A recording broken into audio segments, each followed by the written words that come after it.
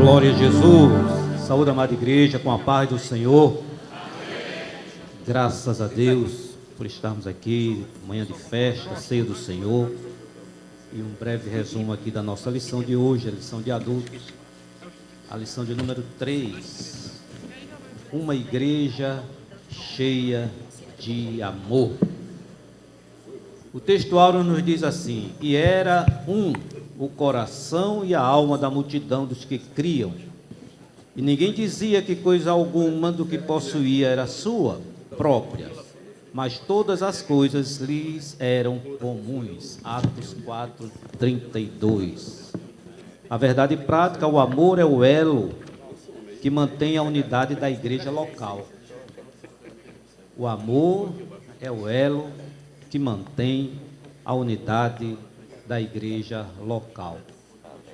Sem o amor não existe relacionamento cristão saudável. Lição forte. Glória a Jesus. Vamos à leitura bíblica em classe? Se você não tiver com a lição, você vai abrir a sua Bíblia em Atos, capítulo 4, do versículo 32 ao 37. Atos 4, 32 ao 37. Como de costume, eu vou estar lendo um versículo e a igreja, em uma só voz, o seguinte. Atos 4, 32 diz a palavra do Senhor. E era o coração e a alma da multidão dos que criam. E ninguém dizia que coisa alguma do que possuía era sua própria, mas todas as coisas lhe eram comuns.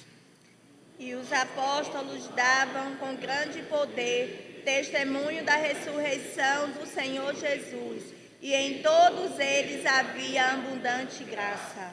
Não havia, pois, entre eles necessitado algum, porque todos os que possuíam herdades ou casas, vendendo-as, traziam o preço do que fora vendido e o depositavam aos pés dos apóstolos. E repartia-se por cada um, segundo a necessidade que cada um tinha. Então José, cognominado pelos apóstolos Barnabé, que traduzido é filho da consolação, levita natural de Chipre, possuindo uma herdade, vendeu-a, trouxe o preço e o depositou aos pés dos apóstolos. Amém. Amado Deus, Pai do nosso Senhor e Salvador Jesus Cristo, te agradecemos mais uma vez, Senhor, por esta manhã, por este dia, pela palavra, Pai. Que este amor, o amor do Pai, esteja ardendo em nossos corações. Que nesta manhã, Senhor, seja quebrado, seja desfeito toda contenda, todo conflito, todo ardor, toda ferida no coração de algum servo, se aqui estiver, meu Pai. Assim cremos e assim pedimos que o Teu Santo Espírito opere em nome de Jesus. Amém. Meus irmãos, em meio à complexidade do mundo moderno, onde o individualismo e a indiferença se manifestam, a igreja é chamada a ser um farol, aleluia, de esperança e de amor. Glórias a Deus. O texto áureo, ele mostra a unidade radical da igreja, unidade. E era o coração e a alma da multidão dos que criam. E ninguém dizia que alguma coisa do que possuía era sua própria, mas todas as coisas lhes eram comuns. Um detalhe precisa ser chamado a atenção. Primeiro, que isto não é comunismo. Segundo, da realidade da época. A maioria da igreja, naquela época, eram escravos, eram pessoas que não tinham condições. Os irmãos veem que há várias passagens que falam dos órfãos, das viúvas, dos pobres. Isto não quer dizer que não é aplicável hoje, só que o contexto e a realidade é outra. Então esse versículo ele nos mostra um fluxo perfeito da unidade, interna com a generosidade externa. Então, hoje nós devemos ter o amor, porque somos cristãos, o amor de Cristo. Devemos ter essa generosidade e aquilo que o Espírito Santo tratar com a igreja neste sentido ser feito. Então, o coração e a alma é totalmente aplicável. É uma expressão hebraica poderosa, que significa uma unidade total e completa. Não era apenas uma concordância superficial, né? Era uma união profunda, coração, afeição, amor entre os irmãos, a alma, a sua essência, os propósitos da vida, a sua identidade estavam alinhados. Isto precisa ser resgatado, isso precisa ser vivido hoje, em nome de Jesus. Aleluia. Manifestação externa, ninguém dizia que era seu.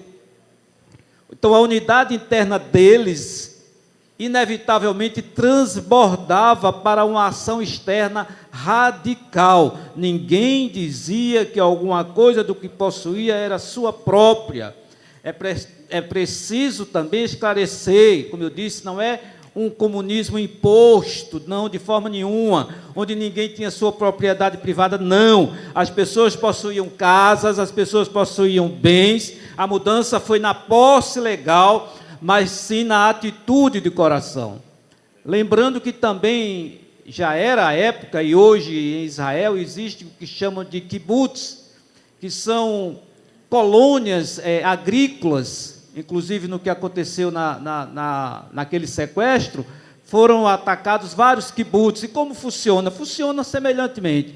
Todos plantam igualmente, não se pagam aluguel, tem as casas, tem a escola, uns cuidam dos filhos, de todos aqueles que estão trabalhando, há um refeitório coletivo para todos almoçarem, há um supermercado coletivo também. Então é bem semelhante, mas cada um tem sua propriedade, não é uma cooperativa.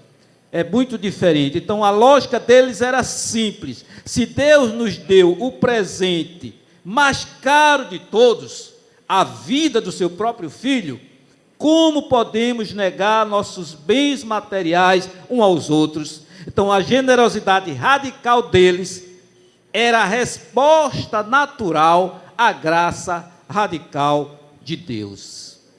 Glória a Jesus.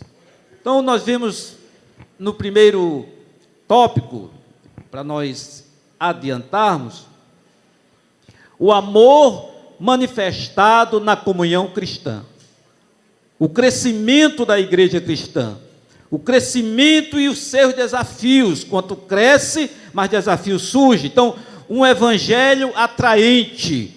A igreja que começou com cerca de 120 discípulos, agora era uma multidão. E por quê? Porque a vida que eles demonstravam era radicalmente atraente. Nós precisamos, necessitamos, é urgente demonstrarmos o amor cristão, demonstrarmos o amor pelos irmãos, demonstrarmos unidade, demonstrarmos união. Isto também é uma maneira de fazer evangelismo. Isto é sermos atraentes. A igreja é para atrair o mundo, e a igreja atrai o mundo no amor, demonstrando que somos um povo diferente, porque pertencemos a Cristo, porque temos o Espírito Santo, e o amor dele é para ser refletido em nós, em nossas vidas. Mas se vê em contenda, se vê em conflitos, se vê em discussões, se vê em escândalo, como seremos atraentes?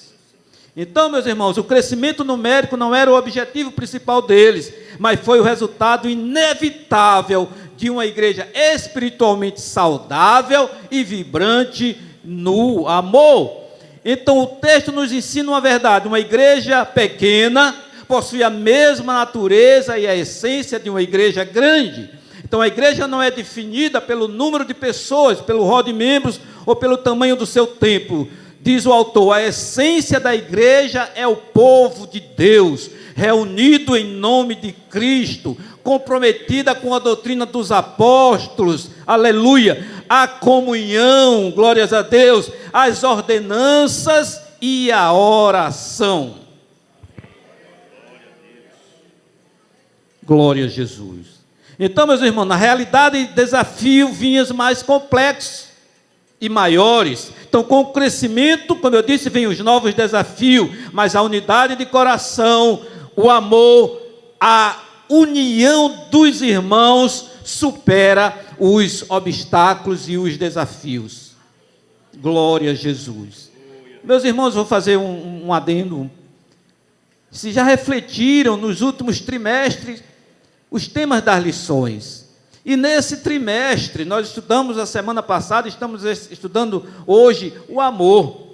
Então o Espírito Santo de Deus está inspirando, tocando estes homens de Deus, para trazer esses temas, porque o Espírito Santo os conhece. Há 20 anos, foi em 2005, foi lançada uma lição com um tema semelhante, cujo comentarista foi o pastor Antônio Gilberto. A gente resgatou alguma coisa aqui, onde ele fala do amor, de uma igreja cheia de amor. Então, o amor de Deus se manifesta numa igreja genuinamente cristã, é o tema desse trimestre, mas há 20 anos também foi mais ou menos semelhante trazido o tema, e o pastor, à época, o saudoso pastor Antônio Gilberto, fala do amor estorge, no grego, que significa afeição natural, especialmente entre pais e filhos, ou entre familiares próximos, aleluia, um reflexo do cuidado divino com a estrutura da família. Então este amor, Romanos 12:10, tem também o amor eros, do grego, que é o amor erótico, ligado à paixão, ao desejo físico, à atração entre duas pessoas. É o impulso amoroso natural. Cantares 1:2. Filia, o amor que vem do verbo filei, significa amar como amigo, ter afeição. Refere-se ao amor baseado em amizade, afinidade e carinho mútuo. A palavra amizade, afeição, fraternal, tudo está contextualizado nesta palavra. É o amor com carinho, gostar de alguém, do irmão, a confiança, João 11:36.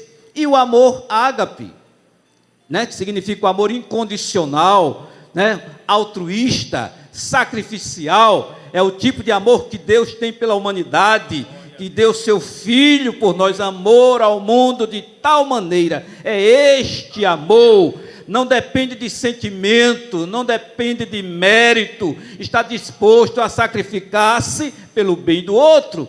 Este amor é o amor de Deus na igreja, manifestado em João 3,16, está descrito também em 1 Coríntios capítulo 13, se tivesse tempo, os irmãos iriam ver, que sabem que este capítulo está, lógico, depois do 12 e antes do 14. O que é que trata o capítulo 12? Tratando dos dons. Aí vem o capítulo 13, falando que sem o amor, este amor, não adianta os dons, não adianta falar em línguas, não adianta curar, não adianta no sentido que é necessário haver este amor, e este amor ele é demonstrado no fruto do Espírito, aleluia, glória a Jesus. Então nós vamos para o tópico seguinte, o amor como a manifestação da graça. A graça como manifestação do Espírito. O texto está nos ensinando que a manifestação do poder de Deus não é um evento mecânico, não é mágico, é o Espírito Santo que opera com mais liberdade em um ambiente específico, uma atmosfera que nós, como igreja, somos chamados a cultivar essa atmosfera pelo Espírito Santo que está em nós, do amor, da compreensão, da aceitação, do suportar, que foi pregado quinta-feira aqui. Então, às vezes, diz o autor, podemos quebrar a comunhão com os outros, achando que não tem importância. Mas Jesus ensina que para ser perdoado por Deus, devemos perdoar sinceramente os nossos irmãos. Mateus 6,15, 18 e 35. Então, o ambiente propício, uma igreja banhada de amor. E a lição começa, principalmente, é o melhor ambiente para a manifestação dos dons do Espírito, é uma igreja onde o amor de Deus esteja presente. Nós ouvimos pelo nosso pastor dezenas de quinta-feira, avivamento, tratando da manifestação dos dons, porque não vemos os dons na igreja, porque não vemos prodígio, porque não vemos milagres. Queremos ver isso? Então demonstremos amor. Demonstremos amor. Demonstremos amor, deixemos o amor de Deus agir em nós. Então o Espírito Santo é o Espírito de amor, é o Espírito de alegria, é o Espírito de paz, é o Espírito de paciência, e Ele sim, Ele deve se sentir em casa, habitando em mim, habitando em você e presente na igreja. Aleluia! Deixe manifestar, deixe refletir o fruto do Espírito. O fruto do Espírito vem de dentro.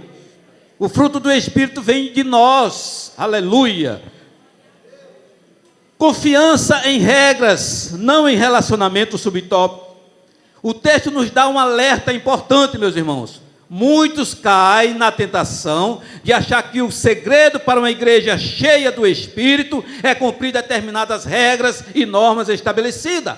Diz o autor, isso é um legalismo sutil, é a ideia de que podemos, através de nossa performance religiosa, forçar ou manipular a ação de Deus. Se seguirmos ritual X, regra Y, então o Espírito Santo terá que agir. Não é assim, e nós sabemos disso. Aí o autor diz, o texto nos lembra que, embora a ordem seja importante, o Espírito Santo opera num ambiente onde há comunhão entre os irmãos, onde há demonstração do amor dos irmãos. O terceiro subtópico, a falta de perdão. Se o Espírito opera onde há comunhão, o que destrói então essa comunhão, consequentemente impede a ação do Espírito? O perdão, o amor, o perdão sincero. Então não podemos quebrar a comunhão com nossos irmãos e esperar que a comunhão com o Espírito permaneça intacta. Se eu não falo com o irmão, se eu viro as costas para o irmão, como foi pregado, eu estou na ceia do Senhor. Eu vou participar de um banquete. A lição está falando do amor da igreja primitiva, e a igreja hoje é para ser exemplo. Ali não foi passado, ali não é história, ali é exemplo para nós hoje, aplicarmos hoje, vivermos hoje, realizarmos hoje. Se eles podiam fazer, por que não podemos? Sim, se é o mesmo Deus, o mesmo Espírito que habita em nós. Aleluia, glória a Jesus. A graça como favor imerecido é o último subtópico, mas já estamos para o terceiro, para concluirmos. A manifestação do amor na solidariedade cristã. A manifestação do amor na solidariedade cristã. O dicionário Aurélio diz que equidade, conceitua equidade como a disposição de reconhecer igualmente o direito de cada um. Isso é equidade, que é diferente de igualdade. A equidade não enxerga as pessoas como sendo todas iguais e por isso busca forma de ajustar o desequilíbrio entre elas. Nós somos uma grande família, formada por centenas de famílias, de culturas diferentes, que vem de religiões diferentes, de pensamentos diferentes, mas pelo agir do Espírito Santo, somos iguais, aleluia.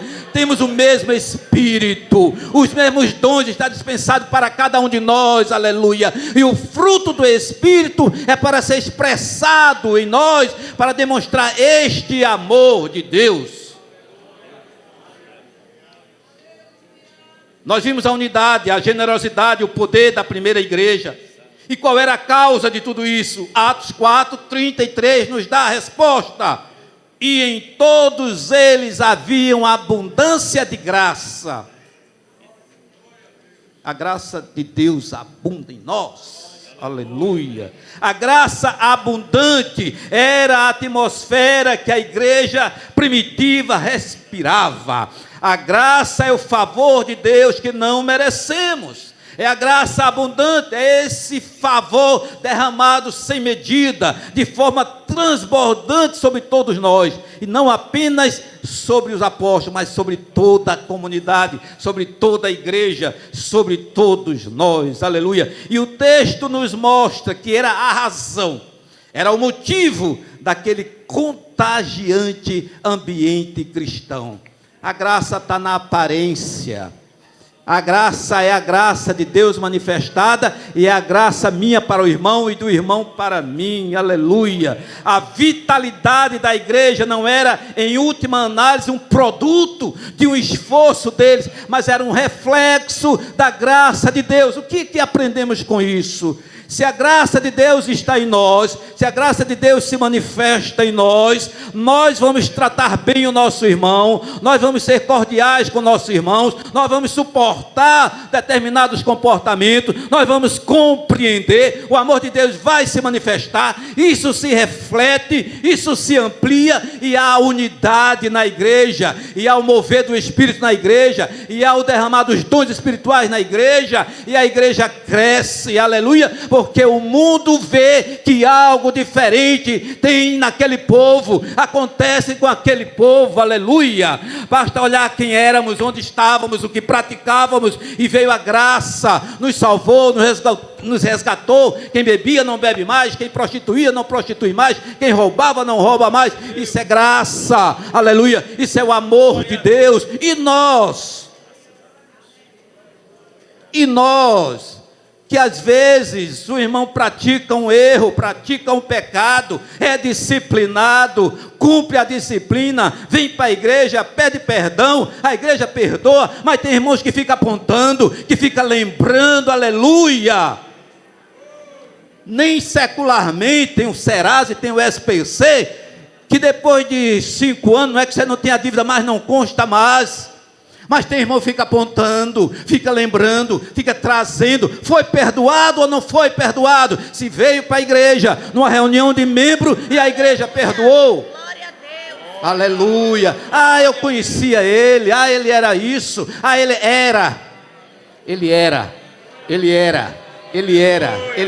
ele não é mais, ele é uma nova criatura, ele nasceu de novo, e o Espírito Santo que está em mim, está nele, aleluia, aleluia, glória a Jesus, glória a Jesus.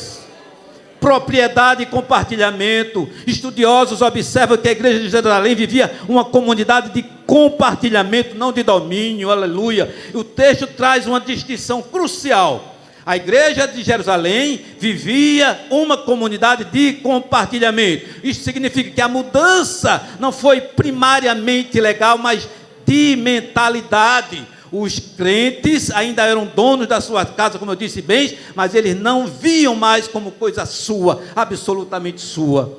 Hoje nós temos uma ação social, irmãos são assistidos, irmãos são atendidos nas suas mais diversas necessidades, que seja na área de saúde, que seja algo temporário. Temos a cesta básica, lembrando também que cesta básica não é permanente, uma ajuda social também não é permanente, porque nós temos um Deus que supre todas as nossas necessidades, nós temos um Deus que abre porta, nós temos um Deus que dá sabedoria, nós temos um Deus que dá graça, e você vai produzir, e você vai trabalhar, e a cesta que você recebe hoje, você vai trazer 10 amanhã, porque este é o amor de Deus refletido na minha e na sua vida. Aleluia, glória a Jesus.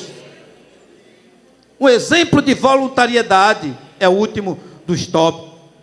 Se não era obrigado, por que eles faziam isso? De onde vinha esse desejo de dar de forma tão sacrificial? E o texto nos dá uma resposta: consciência de pertencimento. Eles não se viam como um grupo de indivíduos que se reunia aos domingos. Eles se viam como uma família, e uma família saudável. Quando o irmão passa por uma necessidade séria, os outros se mobilizam para ajudar. E nós vemos isto na igreja do Senhor aqui. Os sentimentos deles eram: somos uma família, e não nossa família, e não o que é meu, aleluia. Ninguém desejava ver o outro excluído por passar necessidade. Daí o capítulo que nós vamos ler daqui a pouco, que fala da ceia do Senhor, que era que estava acontecendo. Por que o apóstolo Paulo traz aquele capítulo? Mas aí é para outro tempo. Fazendo uma breve conclusão.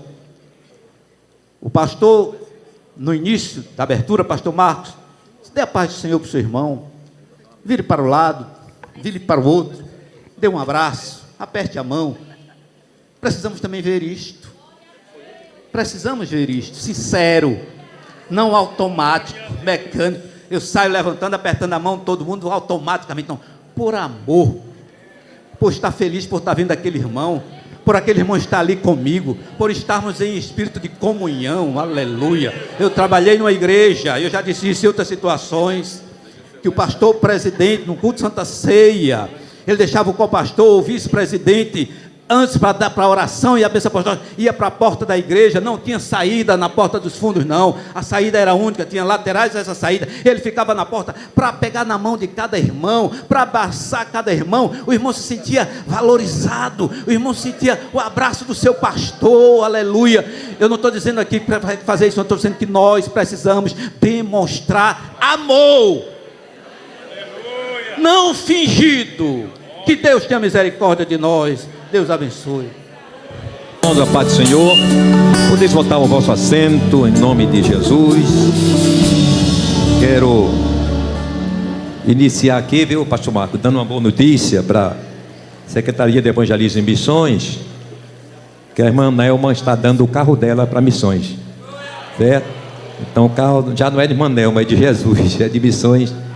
Ela vai estar dando, e é de comum acordo.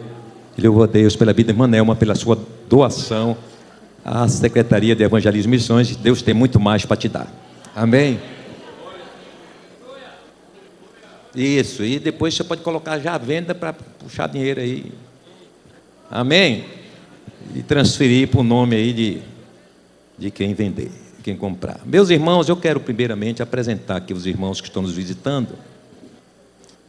Eu fiz questão de apresentar, porque são dois irmãos aqui, duas irmãs de uma terra muito boa,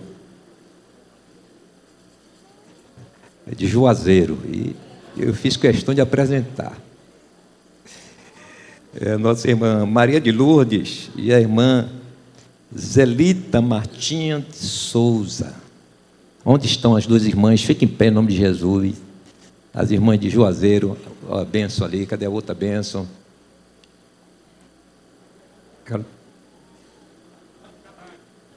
Muito bem, glória a Deus.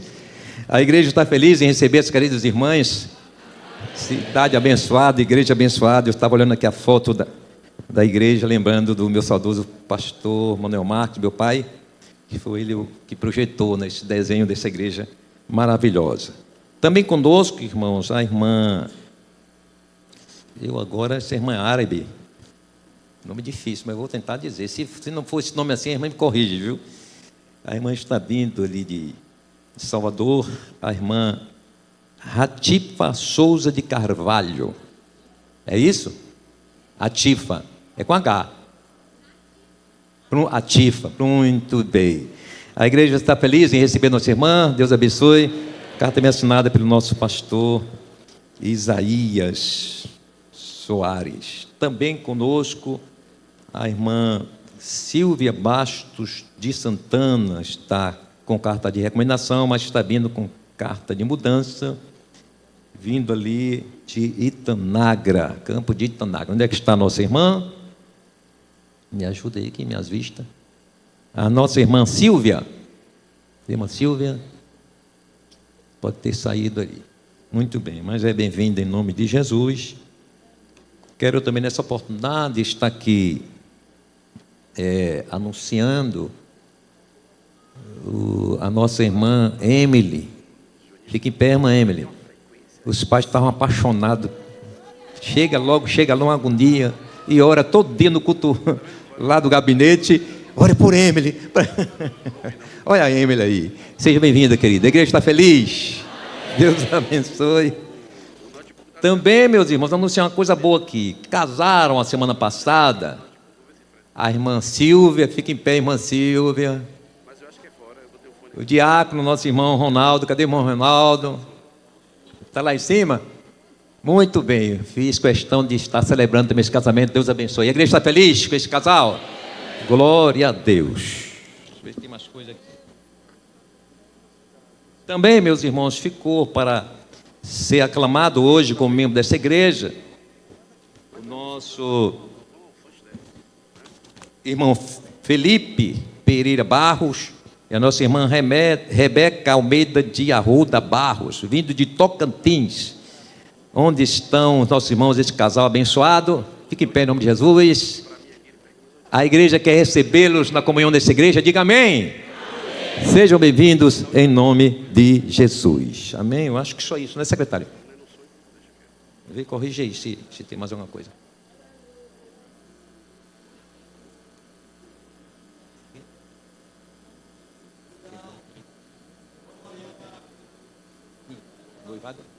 Pronto. O sogro já está dizendo aqui, no final orar por Emily, qual é o nome do menino? Esqueci. Emanuel, oficializando, não é, e abençoando o noivado deles, e logo vai ser um grande casamento. Eu vou querer comer muito bolo. Certo. Ao final da ceia, os irmãos procuram o secretário aqui para pegar a sua carta. Meus irmãos, vamos meditar na palavra do Senhor.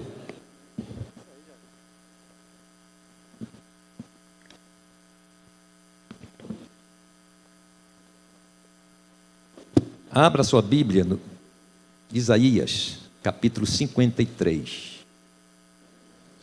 Vamos ler alguns versículos. Isaías 53.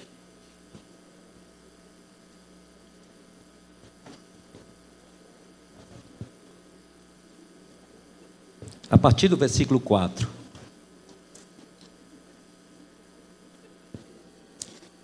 Verdadeiramente, Ele tomou sobre si as nossas enfermidades e as nossas dores levou sobre si. E nós o reputamos por aflito, ferido de Deus e oprimido. Mas Ele foi ferido pelas nossas transgressões e moído pelas nossas iniquidades. O castigo que nos traz a paz estava sobre ele, e pelas suas pisaduras fomos sarados. Podeis assentar, glorificando, exaltando o Senhor, intercedendo por minha vida. Meus irmãos, o livro do profeta Isaías, que é um livro profético, e ele trouxe várias revelações acerca da vinda do Messias, da restauração de Israel, da restauração também da humanidade. E cerca de 730 anos antes de Jesus vir ao mundo, o profeta Isaías já havia vaticinado, já havia revelado, no capítulo 9, do versículos 1 e 12, ele diz, na inspiração do Espírito Santo: mas a terra que foi angustiada não será entenebrecida.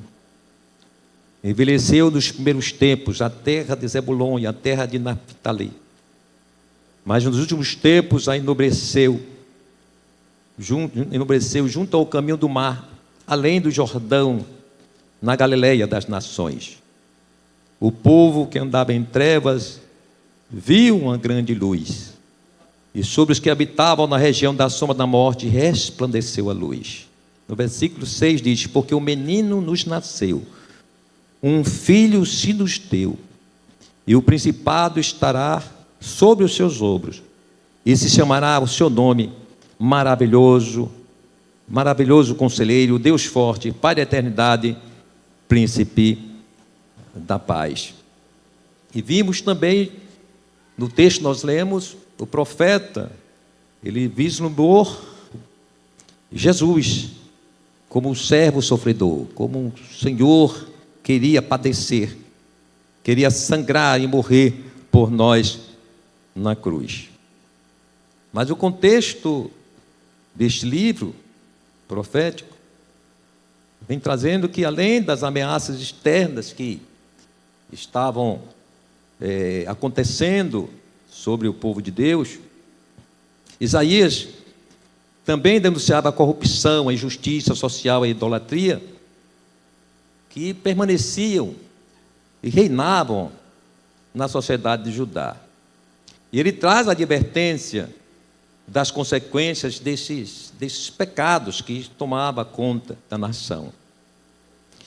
Então o livro começa com o chamado do profeta Isaías a profetizar, onde ele vê e contempla a glória do Senhor, como nós todos conhecemos, o que o texto traz.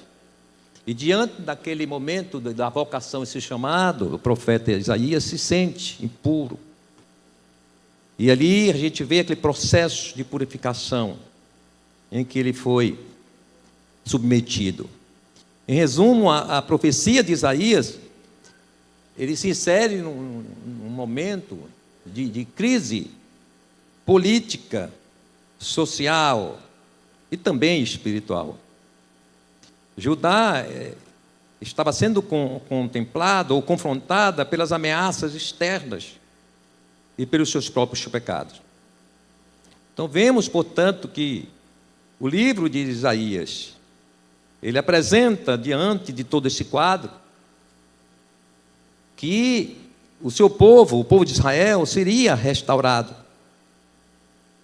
E que essa restauração seria completa, não seria somente política, mas principalmente espiritual. Era esta a maior chaga de Israel. Era este o maior dilema daquela nação. Era justamente a questão espiritual. Vemos, portanto, que ele vê Jesus, um Messias, aquele que vinha preparado a pagar o preço das feridas que os ímpios e os seus acometeriam ao seu corpo. E também, além do corpo, eram feridas, ele seria ferido também na alma e no espírito. Foram feridas dos seus, daqueles que não lhes receberam. João, capítulo 1, verso 11, ele fala: veio para o que era seu, e os seus não receberam. Na verdade, Jesus, ele veio para ser ferido, e ser ferido, não só pelos seus, não só pelos judeus, mas também por toda a humanidade, porque todos nós estávamos debaixo da maldição do pecado. É esta a essência do texto do capítulo 5, do versículo 5 do capítulo que nós lemos. Mas ele foi ferido por causa das nossas transgressões e moído por causa das nossas iniquidades. O castigo que nos traz a paz estava sobre ele, e pelas suas pisaduras fomos sarados. Então quero nesta manhã falar aqui sobre as feridas de Jesus, mas também falar das feridas, aquelas feridas nossas, as feridas que nós desferimos em nós mesmos.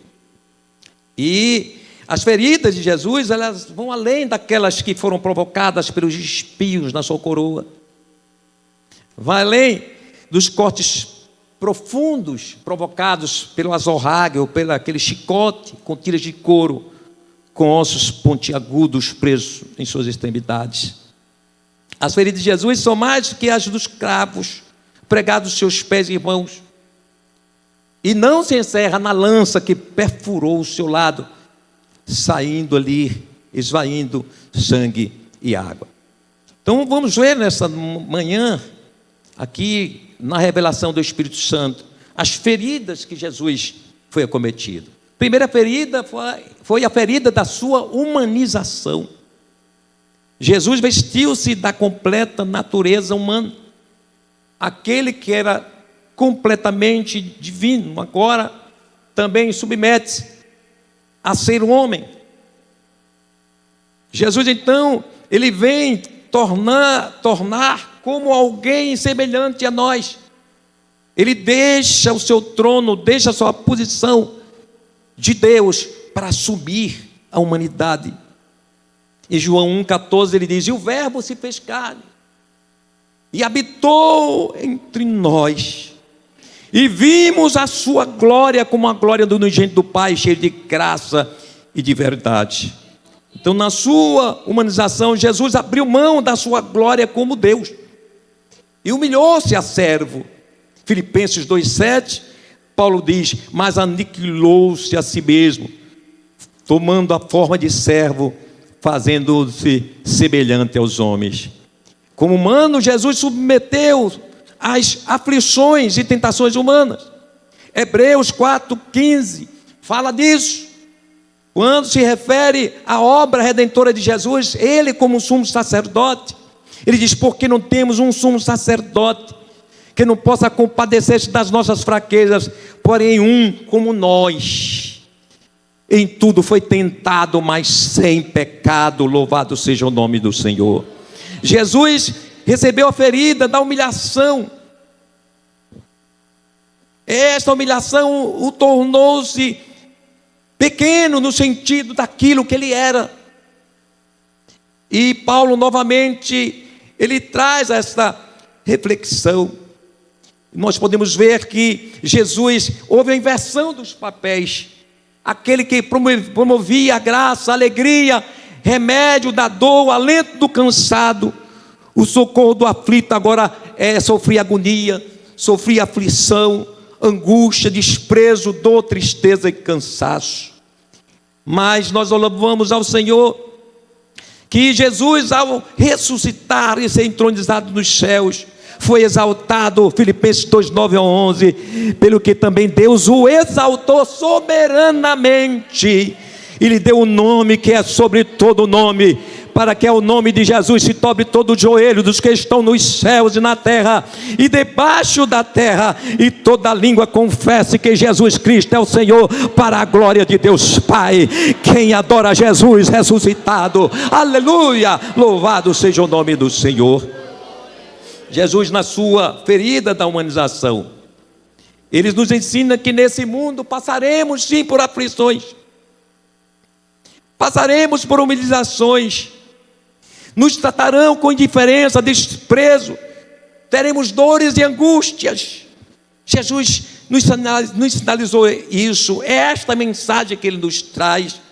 E Paulo, escrevendo na sua carta 2 aos Coríntios, do capítulo 4, no versículo 8-11, ele traz esta afirmativa, glória a Deus, quando diz assim: em tudo somos atribulados, mas não angustiados, perplexos, mas não desanimados, perseguidos, mas não desamparados, abatidos, mas não destruídos, trazendo sempre por toda parte a mortificação do Senhor Jesus no nosso corpo, para que a vida de Jesus se manifeste também em nossos corpos, e assim nós que vivemos estamos sempre entregues à morte por amor de Jesus, para que a vida de Jesus se manifeste também em nossa carne mortal. Louvado seja o nome do Senhor. A ferida da humilhação de Jesus nos garante que assim como Jesus foi exaltado em glória, nós também seremos.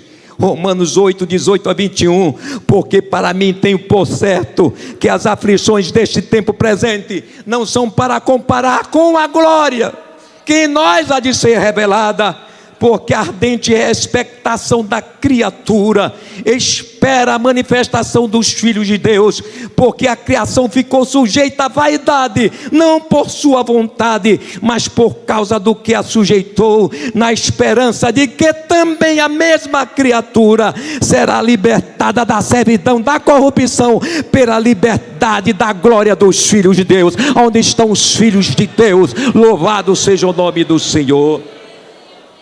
Jesus recebeu a ferida da rejeição. A rejeição é o ato ou efeito de recusar, repelir ou não aceitar algo ou alguém. Jesus sofreu a rejeição dos seus patrícios. João 1:11, veio para o que era seu, os seus não receberam. Isaías 53:3 diz: era desprezado e o mais indigno entre os homens, homem de dor, experimentado nos trabalhos, e como um de quem os homens escondiam o rosto, era desprezado, e não fizemos dele caso algum. Como foi difícil para Jesus ser rejeitado. Em Nazaré aconteceu que ele também foi rejeitado. Lucas 4:29 e 30 diz: e levantando-se, no momento Jesus tinha realizado uma cura, diz assim: levantando-se, expulsaram-no da cidade e o levaram até o cimo do monte sobre o qual estava edificada, para de lá o precipitarem abaixo. Jesus, porém, passando por entre eles, retirou-se. Foi assim também em Corazim, Betsaida e Cafarnaum.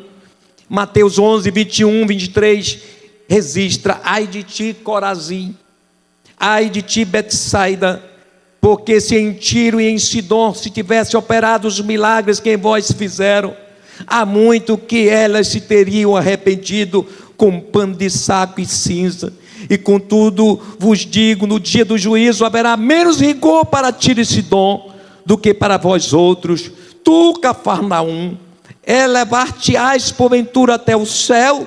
Descerás até o inferno? Porque se em Sodoma se tivesse operado os milagres que em ti se fizeram, teria ela permanecido até o dia de hoje. Jesus, portanto, foi o mais rejeitado entre os homens. Isaías 53:3, repetimos, ele era desprezado e mais rejeitado entre os homens. Portanto, Jesus foi rejeitado pelos líderes religiosos também. Os líderes, aqueles que estavam na expectativa do Messias, foram eles também que o rejeitaram. Em Atos 4:11, o Senhor, usando o servo do Senhor, traz essa revelação quando diz: ele é a pedra que foi rejeitada por vós, os edificadores, a qual foi posta por cabeça de esquina.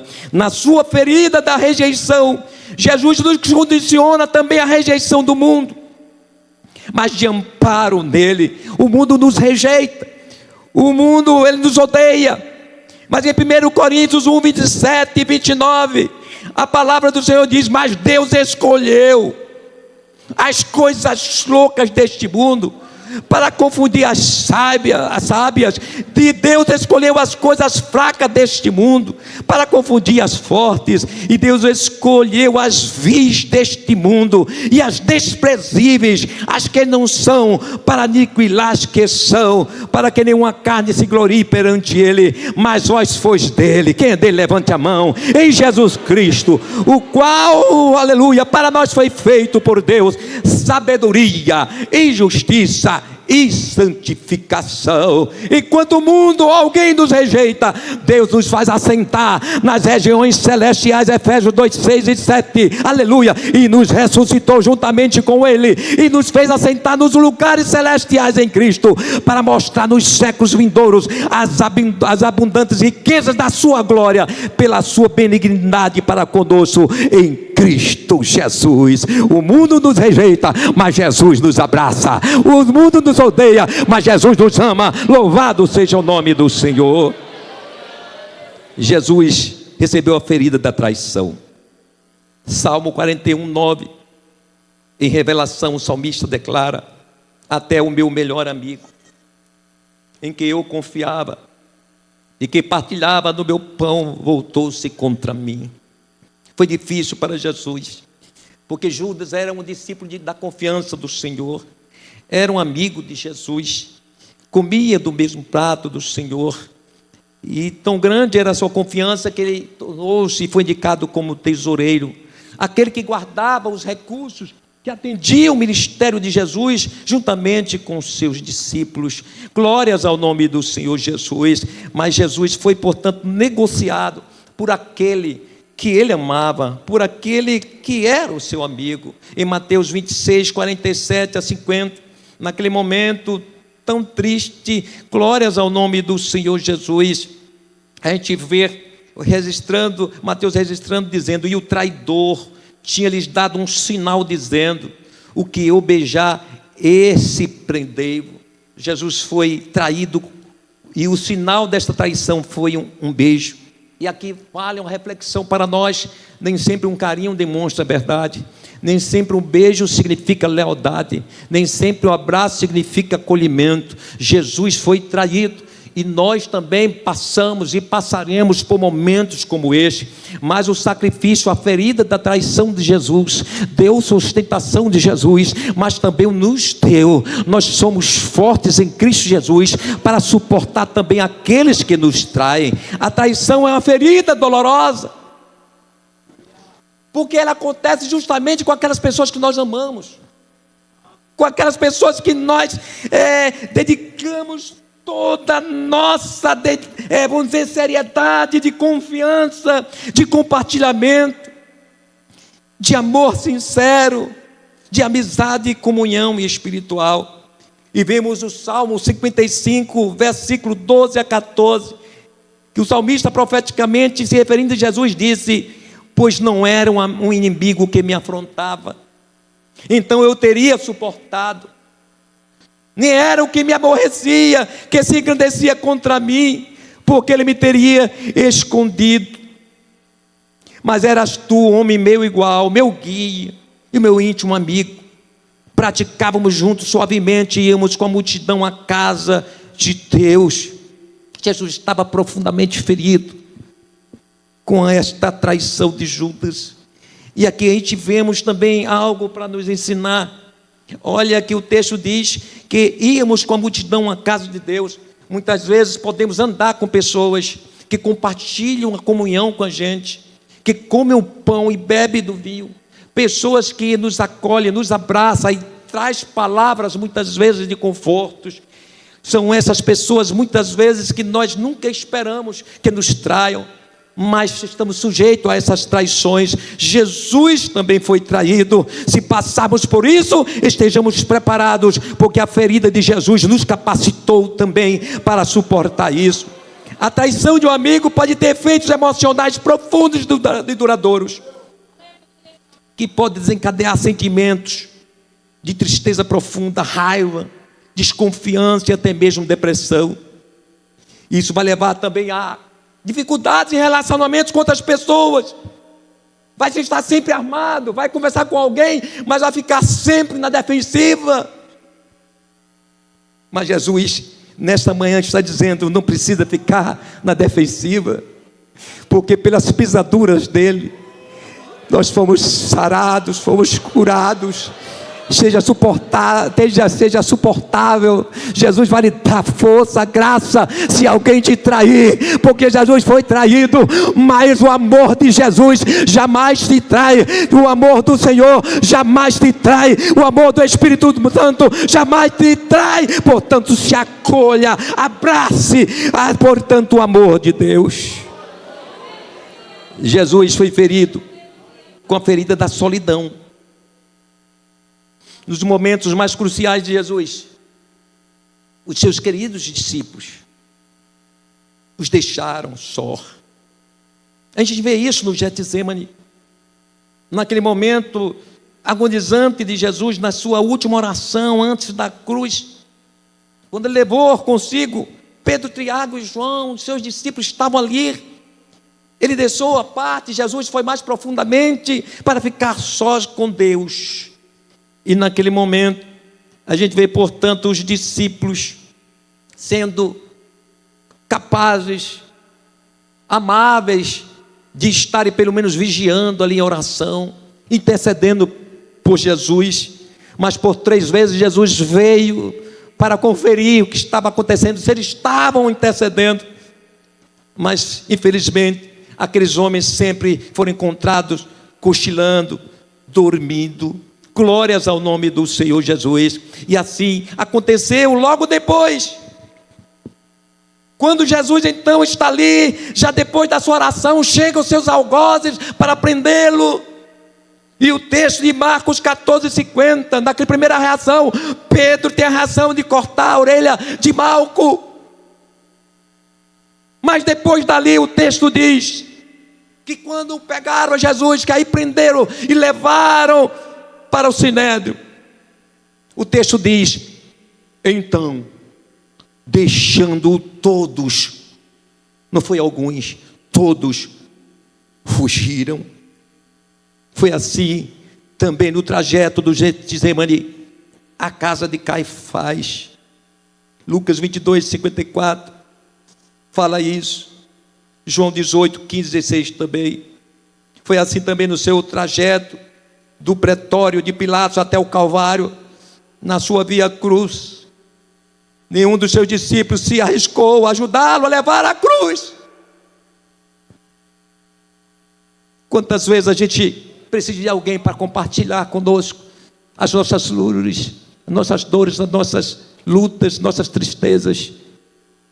Mas quando estamos precisando assim, nos decepcionamos, porque ficamos sós. Mas eu quero te dizer nesta manhã, essa manhã de comunhão, que você tem um amigo, e este amigo é mais chegado que o irmão. Esse amigo é maior do que o teu esposo, do que a tua esposa. Esse amigo é maior do que os teus filhos. Esse amigo é Jesus. Aleluia. Ele não vai te abandonar. Aleluia. E quando no Calvário somente João é mencionado como estando junto à cruz com Maria, mãe de Jesus, Maria Madalena, e além de outras mulheres, Maria, mãe de Tiago e de José, e a mulher de Zebedeu, Salomé. Está em Mateus 27, 54, 56, João 19, 24. Apenas estas pessoas estiveram ali. Pedro tinha fugido, Pedro tinha corrido, e os demais tinham também feito a mesma coisa. Glórias ao nome do Senhor. Mas Jesus não te abandona. Você pode estar na mais difícil provação, que todo mundo te negou, todo mundo te rejeitou, todo mundo virou as costas para você, mas Jesus te fala nesta manhã: eu não te abandonei, não vou te abandonar, porque eu sou o teu Deus, sou o teu amigo. Louvado seja o nome do Senhor. Jesus foi ferido pela ferida da negação. Pedro, o impetuoso discípulo, jurou de morte que jamais negaria Jesus. Mateus 26, 33, 35. Resista a este momento. Quando Jesus tinha dito que o pastor seria ferido e as ovelhas haveriam de afastar dele. E Jesus também se referiu aos próprios discípulos. Aí Pedro, na sua impetuosidade, ele diz assim: ainda que venhas a ser um tropeço para todos, nunca o serás para mim. Olha a segurança que Pedro passava. Mas Jesus replicou, diz assim: em verdade te digo que nesta mesma noite, antes que o galo cante, tu me negarás 3 vezes. Mas Pedro insiste e diz: ainda que me seja necessário morrer contigo, de nenhum modo te negarei. E todos os discípulos disseram o mesmo. Oh, glórias ao nome do Senhor Jesus. Aleluia. Não se preocupe se alguém nega o apoio, se ninguém nega um testemunho da tua lealdade e sinceridade. Se alguém te nega, seja qual for a negação ou situação, mas eu quero te dizer que Jesus não vai te negar. Ele vai assumir. E Ele diz que diante do Pai vai testemunhar por cada um de nós. Jesus não vai nos negar. Pode todo mundo estar te negando, na tua casa, tua família, no trabalho, na escola, seja o que for, seja onde for, mas eu quero te dizer nesta manhã, para consolo do seu coração, Jesus vai continuar de pé contigo, segurando na tua mão. Pedro sustentou. Mas a Bíblia diz que à meia-noite, antes que o galo cantasse, já por 3 vezes, Pedro já havia dito que não conhecia Jesus. Mateus 26, 69, 74. Mas justamente naquele momento em que o galo cantou, e Pedro tinha negado Jesus 3 vezes, naquele momento Pedro, ele é surpreendido por algo tremendo que tocou muito o coração dele. Quando o galo cantou, a Bíblia diz que Jesus voltou o seu olhar, e o olhar de Jesus encontrou o olhar de Pedro. Naquele momento o olhar de Jesus foi como, irmãos, uma seta, como algo muito profundo ao seu coração. E a Bíblia diz que ele saiu dali chorando amargamente. Ele lembrou das suas declarações, do que ele tinha dito. Glórias ao nome do Senhor. Não negue a Jesus por nada. Não negue a Jesus por nada. Não negue a Jesus pelo namoro, por um noivado, por um trabalho, por um casamento. Não negue a Jesus por nada, porque Ele não te negou. Ele foi até a cruz. Louvado seja o nome do Senhor Jesus. Jesus nos ensina assim, que nesta vida estamos sujeitos às negações. Sim, negações de amigos, de pessoas que nós possamos confiar até nos nossos familiares. Eu quero te dizer que pode até nos negar amor, o apoio de um ombro amigo para chorarmos. Pode nos negar honra, o consolo. Mas eu quero te dizer, você que está aflito aqui, há um ombro amigo que vai te acolher. Está te acolhendo agora. Está enxugando as suas lágrimas. Está sarando as tuas feridas. Está trazendo alento à tua alma. Recebe o abraço de Jesus. Sinta abraçado com Ele. O salmista diz, Salmo 27, 10: ainda que me abandone pai e mãe, o Senhor me acolherá. Sinta o acolhimento do Senhor. Quem sabe você veio aqui esta manhã cobrando o abraço do teu esposo, da tua esposa, um beijo da tua esposa, do teu esposo, o carinho do teu filho, ou você, filho, ao inverso, aleluia, esperando um beijo, o carinho do teu pai. Jesus te abraça nesta manhã, dizendo: eu estou aqui, eu sou teu pai, eu sou teu esposo, eu sou teu alento, o teu ajudador. Aleluia. Jesus recebeu a ferida moral. A morte de cruz era um método de execução cruel, era vergonhoso, era para aqueles que praticavam os crimes mais horrendos, era a condenação máxima para o Império Romano. E prova disso, a gente vê Jesus sendo trocado por Barrabás. Que desprezo ao caráter de Jesus, da sua sinceridade, da sua verdade, da sua pureza. Um homem que estava envolvido em rebelião e homicídio é substituído por Jesus. E a gente vê isso também na cruz, quando ele estava ladeado por 2 delinquentes. Portanto, Jesus tornou-se maldição, ou maldito em nosso lugar, para nos livrar da maldição da lei. Gálatas 3,13. Cristo nos resgatou da maldição da lei, fazendo-lhe si próprio maldição em nosso lugar, porque está escrito: maldito todo aquele que foi pendurado no madeiro. Paulo também declara em 1 Coríntios 1:23: mas nós pregamos a Cristo crucificado, escândalo para os judeus, loucura para os gentios. Aleluia. Mas graças a Deus que Jesus, na sua ferida moral, tornou-se para nós em poder de Deus, para a restauração do nosso caráter. 1 Coríntios 1,18 diz: certamente a palavra da cruz é loucura para os que se perdem, mas para nós que somos salvos, poder de Deus. Glórias ao nome do Senhor Jesus. Não se preocupe se alguém está ferindo a tua moral, se alguém está te difamando, se alguém está falando algo que não é verdade da sua vida, ainda que seja verdade, na intenção de te machucar, de te difamar, mas há um Jesus que te conhece, que sonda teu coração. Recebe a graça deste Jesus, recebe o abraço deste Jesus. Ninguém vai tocar a tua moral. Satanás não tem direito de manchar a tua dignidade, porque não há nenhuma condenação para aqueles que estão em Cristo Jesus. A ferida do escárnio. Após a condenação de Jesus, rasgaram as suas vestes, cravaram-lhe uma coroa de espinho na sua cabeça. Isso foi um ato de escárnio, de zombaria.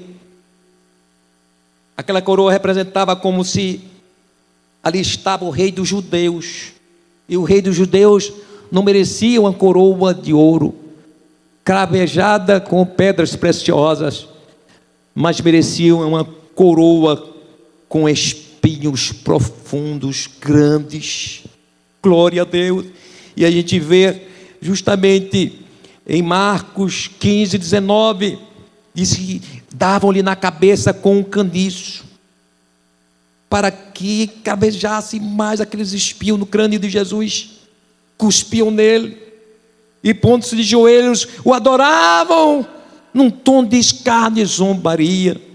E a gente vê também Mateus 27, 39 a 43, que continua, porque lá na cruz, no alto da cruz, estava lá uma esfinge ou a placa dizendo: Rei dos Judeus. Que humilhação, que ferida profunda de Jesus. Ele merecia o trono, mas estava pendurado numa cruz.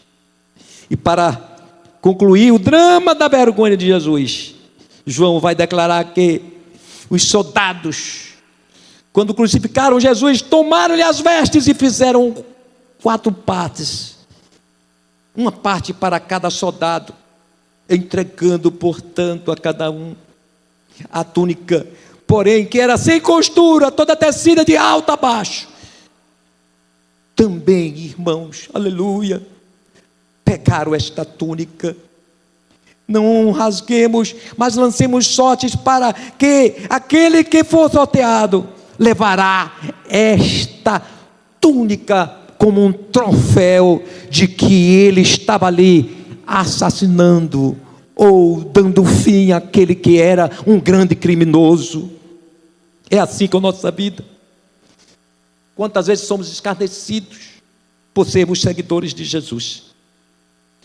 Quantas vezes desprezam a nossa fé, fazem pouco caso da nossa adoração, nos rotulam como pessoas aculturadas, intolerantes, fascistas, homofóbicas, intolerantes, pisam os nossos valores e princípios e querem impedir o nosso livre-arbítrio e direito de se expressar. Nós também não negaremos, aleluia.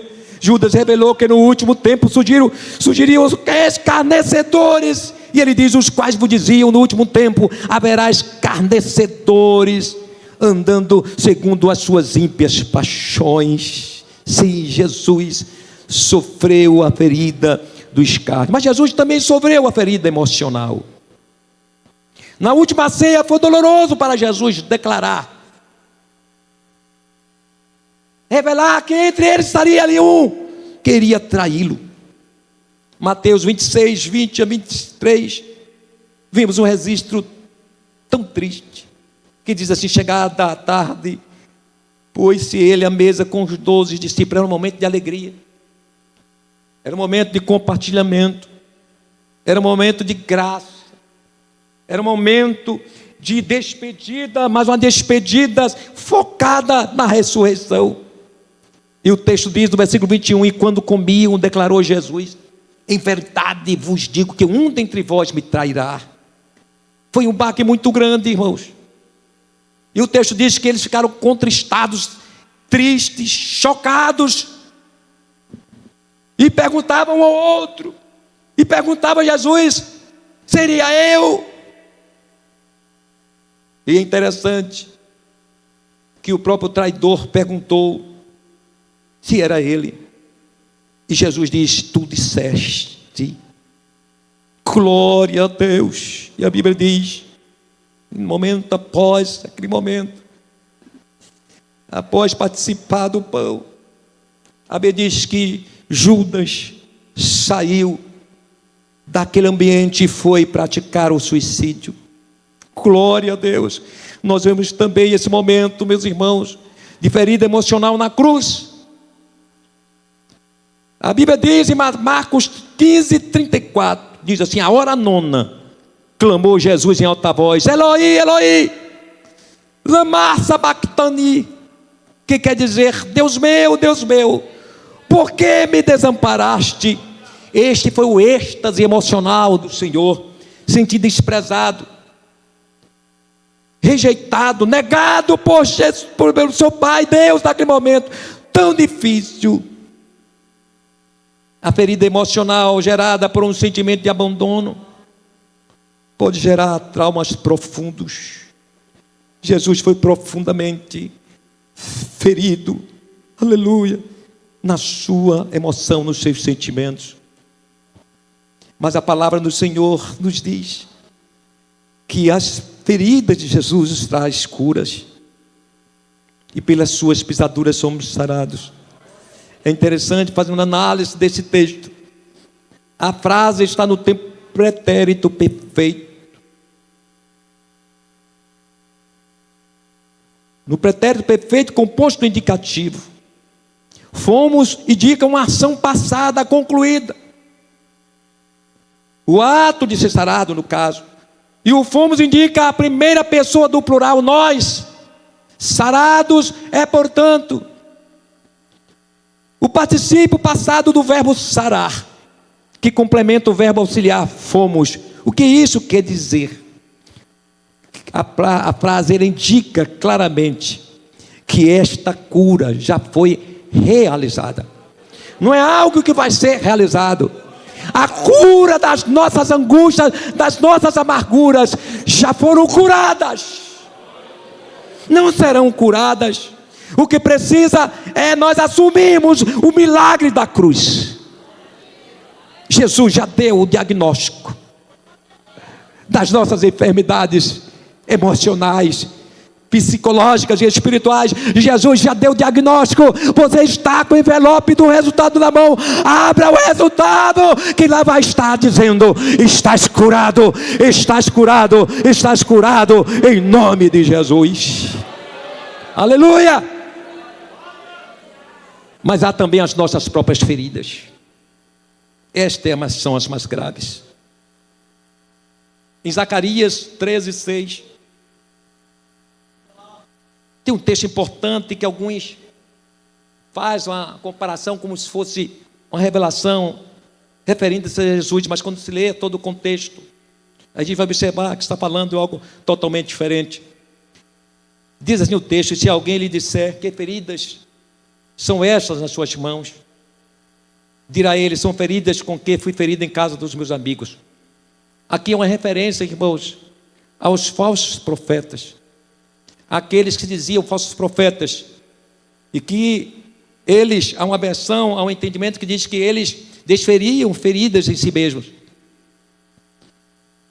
para demonstrar, não é, um sentimento no povo de entrega, de sacrifício, mas trazia também a ideia de que, aí tem outra interpretação que diz que eram os próprios pais que realizavam os ferimentos pelo filho estar trazendo uma profecia falsa. E aí, segundo os historiadores, diz que os pais então perfuravam, feriam gravemente aquele profeta, mesmo sendo filho. E quando procuravam aquele profeta, o que estava acontecendo, que feridas eram aquelas? Ele dizia: eu fui ferido pelos meus amigos, mas era um ferimento próprio, eram ferimentos provocados por eles mesmos. Glórias ao nome do Senhor Jesus. Era uma mentira trazida por aquele que tinha autoferido, mas agora dizia que eram outras pessoas que tinham lhe ferido. E nós podemos tirar aqui que as feridas que são causadas por nós mesmos, ela transmite um sentimento de autoflagelação e traz para os outros um cultuar de pena aquela pessoa. E a gente começa a analisar aqui que não é que isso trata-se de uma mentira. É algo terrível quando alguém ela se mostra que está ferido, e esse ferimento foi ele mesmo que causou, mas ele quer procurar um culpado. Ele quer indicar alguém que o feriu para não assumir as suas próprias feridas. Eu comparo com uma ferida que acontece na derme, na primeira camada da nossa pele, sem ainda atingir a carne. E quando coçamos, dá uma sensação de prazer, um efeito anestésico. Mas ao decorrer do tempo, quando insistimos coçar, vai passar para a epiderme, e aí vai avançando até chegar à carne. Portanto, quando não cessadas, elas podem tornar-se em profundas feridas e feridas crônicas. É assim no sentido espiritual. Se uma ferida é causada por nós mesmos, foi nós que estamos causando, para que os outros condoem de nós. Quando essas feridas são geradas por nós, no sentido de que nós queremos que os outros se aproximem de nós, mas com atitude de humilhação daqueles que estão do outro lado e nada fizeram. E eu posso dizer que alguém ferido interiormente por ele mesmo, essa ferida pode se tornar numa gangrena espiritual. Eu trago essa mensagem porque Deus me fez trazer isso. Uma pessoa ferida por alguém será facilmente curada quando seus vergões pararem de sangrar. E esses vergões param de sangrar através do perdão. Quando se perdoa, se cura, se para de sangrar e é cicatrizada a ferida. Mas quem autofere a sua alma não será curada por obra sobrenatural. Não haverá uma intervenção do Espírito Santo para curá-la. Não se assuste com isso. Isso porque, como é que você vai pedir perdão a si mesmo? Como é que você vai perdoar a si mesmo? Você não tem a quem pedir perdão. Você não tem outro ofensor a não ser você mesmo. É sério isto. Porque temos visto isso avançar em muitos irmãos que simplesmente não gostam do semblante de outro irmão, e agora começa a carregar rotulações daquele irmão no seu coração, e agora se ferem dizendo: não gosto daquele irmão, não gosto daquele irmão, do trato dele, do que ele fala, mas o irmão e a irmã nunca disse nada a ele nem a ela. Isso é terrível. Essa ferida Jesus não cura. Não se assuste com isso, vou dizer isso tanto. O que cura, na verdade, será que é essa pessoa, aleluia, como ela não tenha pedir perdão, é preciso ela tomar uma posição de coerência e maturidade cristã. É entender quem é ela, que está mentindo, que está praticando um suicídio espiritual e também na sua consciência. E Efésios 4:1, Paulo alerta, dizendo: toda amargura, e ira, e cólera, e gritaria, e blasfêmia, e toda malícia sejam tiradas dentre vós. Aqui Jesus não está dizendo assim: eu vou tirar. Não, tiradas é algo próprio, pessoal, é de iniciativa nossa.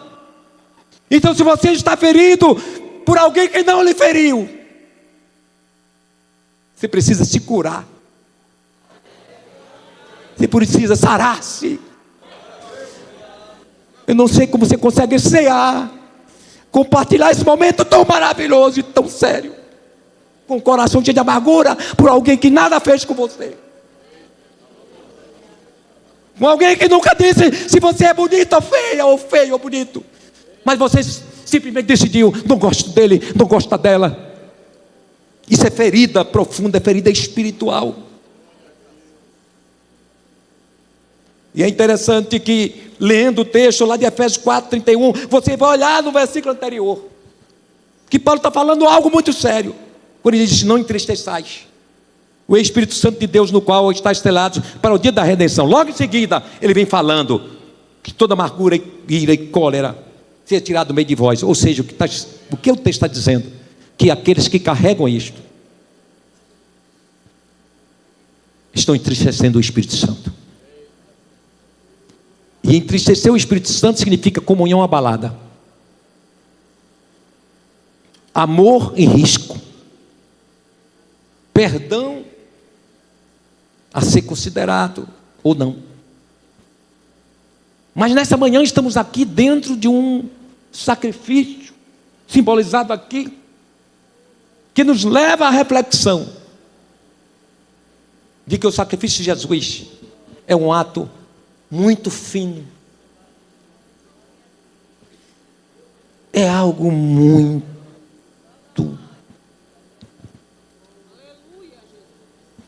e eu quero que nós reflitamos nisso, porque por vezes somos levados a simplesmente não gostar de alguém. Mas eu quero fazer uma pergunta a você: tu vais subir separado da igreja? Vai assumir o grupo dos que toleram? Depois vai o grupo dos que não toleram?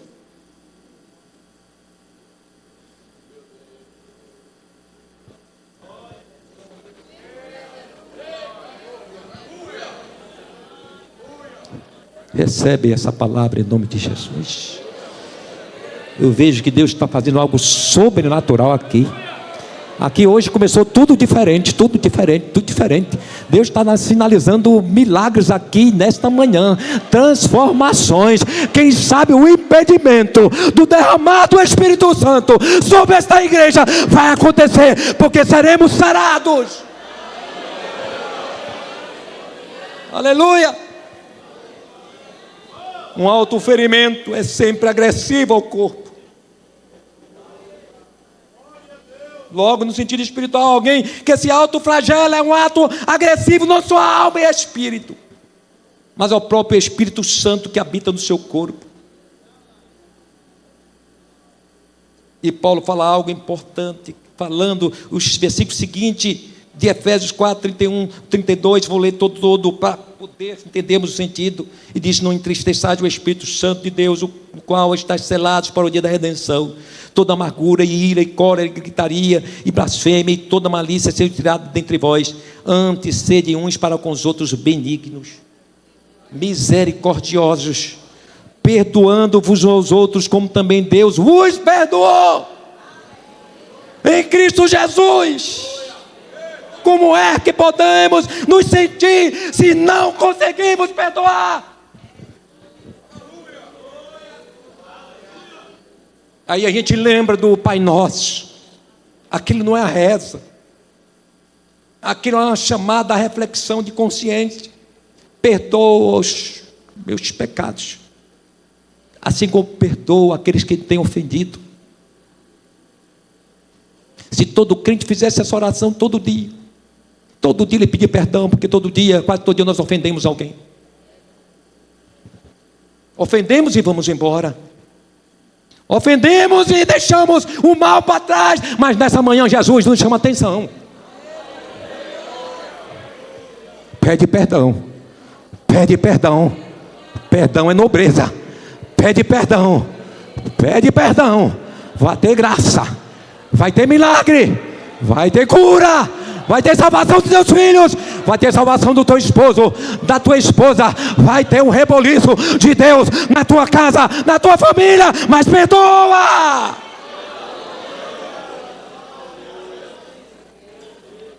E é lógico que um dos reflexos de quem autoflagela é ser dominado pelos sentimentos de amargura, ira e cólera.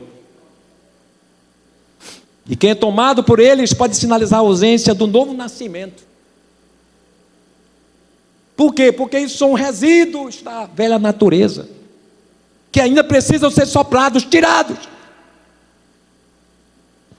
E quando observamos no sentido, aqui tem psicólogos, ali está a irmã Cláudia, que são os maiores causadores da desgraça da vida humana, suicídio, assassinato, etc. É justamente esses três: amargura, ira e cólera. É lamentável existir um crente que tem amargura por um irmão, que guarde seu coração e se amargou. Alguém que está ali irado, que está colérico ao ponto de morrer. Mas nesta manhã, na autoridade do nome de Jesus, aquele que morreu e ressuscitou e está aqui, eu quero repreender, na autoridade do nome de Jesus. Levante sua mão, isso é profético. Em nome de Jesus, cai fora, bate em retirada, espírito de amargura, espírito de ira, espírito de cólera. Recebe, igreja, a graça, a alegria, o perdão, a comunhão.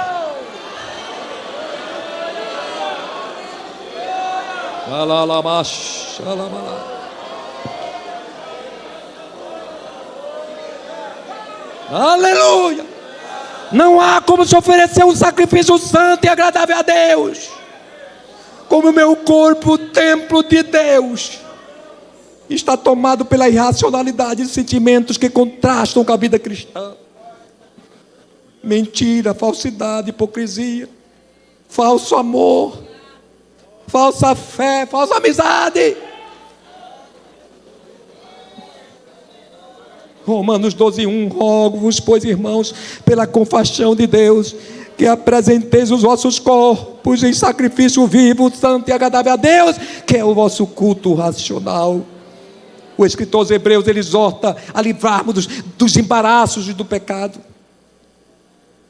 Esses sentimentos são embaraços que vai suscitar em pecado. Ele diz: portanto, nós também, pois que estamos rodeados de uma tão grande nuvem de testemunha, deixemos todo embaraço e o pecado que tão de perto nos rodeia, e corramos com paciência a carreira que nos está proposta. Glórias ao nome do Senhor. Estou encerrando e diz o seguinte: que a cura do alto ferido é não sortear um culpado pelas suas feridas espirituais. É não dizer: eu não vou para a igreja porque o pastor me ofendeu.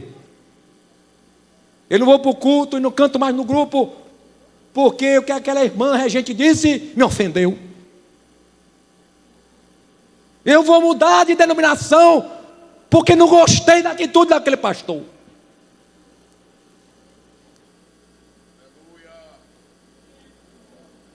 Mas a palavra do Senhor, ela é tão completa que ela dá um diagnóstico verdadeiro. Lamentações 3, versículos 39 e 40. Por que, pois, queixa o homem vivente?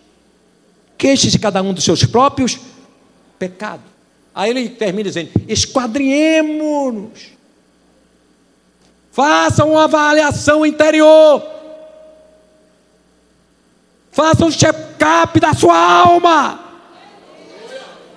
do seu espírito, da sua consciência. Esquadrinhemos-nos os nossos caminhos. Aí diz: provemos-los, ou seja, depois de descoberto, voltemos para o Senhor. É tempo de voltar para o Senhor. Procuramos tantas culpas, né, irmão? Não vem avivamento por isso, por aquilo, a igreja está fria por isso e aquilo, e lá vai, não ganha almas por isso e aquilo. Mas o principal mal está entre nós. Foi falado aqui profeticamente sobre a questão do amor. Deus usou o pastor Carlos. Dizemos que amamos, mas não é verdade. O nosso amor é um amor filosófico, não é um amor prático, um amor vivenciado. Não é um amor de cara limpa, sem véu. Isso é terrível. Conviver numa comunidade que é chamada a comunidade do povo de Deus e termos desarmonias, não amarmos de fato nossos irmãos. Nossos irmãos estão precisando de socorro, mas a gente não socorre. Aí diz assim: corre na igreja, para a igreja. E por que tu não socorre também? A igreja primitiva, os irmãos socorriam uns aos outros. Queremos avivamento? Retorna o amor. Quer avivamento? Retorne a seriedade espiritual.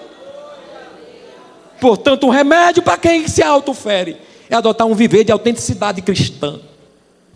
É o remédio que está no poder de quem se fere a si mesmo. Não está na mão de ninguém, está na sua mão. Não é o pastor que vai te sarar. Não é uma oração aqui poderosa que vai sarar. Não é o Espírito Santo que vai te tirar. Não, é você mesmo que vai sarar. Jesus já lhe deu o remédio. Lucas 9, 23 e 24. Se alguém quiser acompanhar-me, negue-se a si mesmo, tome diariamente a sua cruz. E eu não posso carregar sua cruz. Eu posso te ajudar, eu posso orar por você, eu posso te aconselhar, posso enjoar até em seu benefício, mas eu não posso carregar a sua cruz. A cruz é sua, pois quem quiser salvar a sua vida, a perderá. Mas quem perder a sua vida por minha causa, fica em pé, Jesus, este a salvará. Aleluia. Gálatas 2:20. Fui crucificado com Cristo. Agora já não sou eu quem vive, mas Cristo que vive em mim. A vida que agora vivo no corpo, vivo-a pela fé no Filho de Deus, que me amou e se entregou por mim.